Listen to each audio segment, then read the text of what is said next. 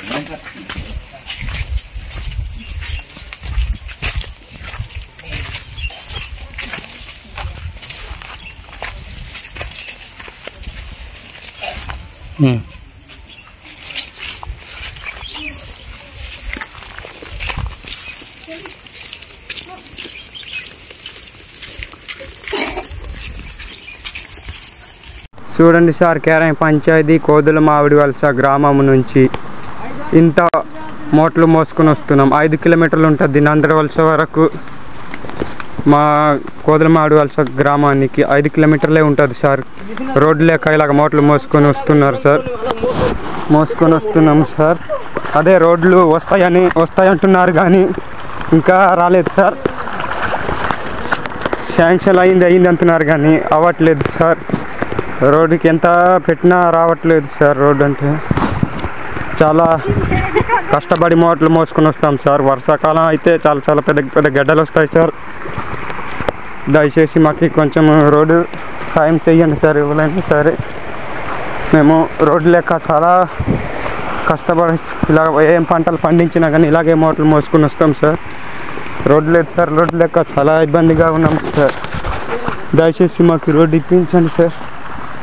చూడండి సార్, ఎంత మోట్లు మోసుకొని వస్తున్నామో. జొన్నలు పండించినా కానీ ఏ పంటలు పండించినా కానీ ఇలాగే మోసుకొని వస్తాం సార్. మేము రోడ్డు లేక చాలా ఇబ్బంది పడుతున్నాం సార్. దయచేసి రోడ్డు ఇప్పించండి సార్. చూడండి సార్, మా పరిస్థితి ఇది సార్. ఎవడు రోడ్లు శాంక్షన్లు అయినాయి అంటున్నారు కానీ ఎవడు ఇవ్వట్లేదు సార్. దయచేసి రోడ్లు ఇప్పించండి సార్. చూడండి సార్, ఇలా మోసుకొని వస్తాం సార్. ఏ పంటలు పండించినా, జొన్నలు వేసిన రోడ్డు లెక్క చాలా కష్టపడి మోసుకొని వస్తున్నారు. చూడండి సార్, దయచేసి మాకు రోడ్డు ఇస్తారని కోరుకుంటున్నాం సార్. చూడండి సార్, థ్యాంక్ యూ.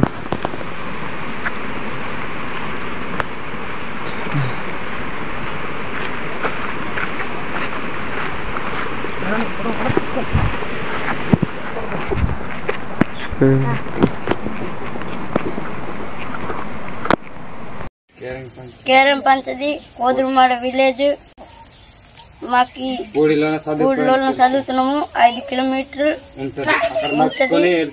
నడుచుకొని వెళ్తున్నాము, వెళ్ళి చదువుకుంటున్నాము.